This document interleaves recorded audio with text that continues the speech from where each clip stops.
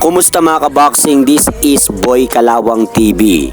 So matapos nga po ang masakit na pagkatalo ni former WBC Bantamweight Champion Raymart the Assassin Gaballo kontra kay Kevon Torres noong nakaraang buwan by first round technical knockout, ay muling nagbabalik nga po ito sa ibabaw ng lona ngayon pong darating na August 30, at hindi pa po pinapangalanan kung sino ang makakaharap ni Raymart Gaballo sa ibabaw ng lona. At gaganapin nga po mga idol ang laban ni Raymart Gaballo sa lugar ng Polomok, South Cotabato.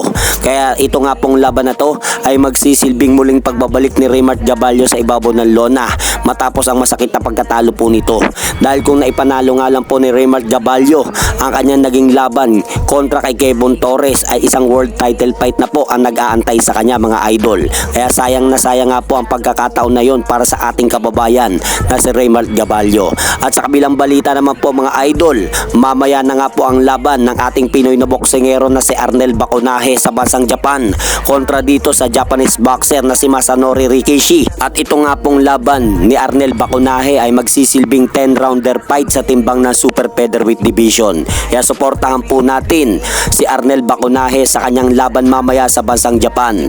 At hanggang dito na lang po muna ang aking update sa mga ganapan sa mundo ng boxing. At syempre mga idol, pakisuportahan nyo naman po muna ang ating munting channel. Maraming salamat po.